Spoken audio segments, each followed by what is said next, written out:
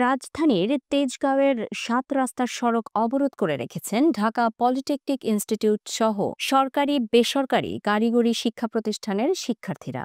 বুধবার বেলা 11:15টার দিকে ৪ দফা দাবিতে আন্দোলনকারী শিক্ষার্থীরা ৭ রাস্তা মোড় অবরোধ করেছেন। কারিগরি শিক্ষার্থীদের সড়ক অবরোধের কারণে ৭ রাস্তা মোড় দিয়ে যান চলাচল বন্ধ হয়ে যায়। এতে সংশ্লিষ্ট সড়কগুলোই সৃষ্টি হয়েছে তীব্র যানজট।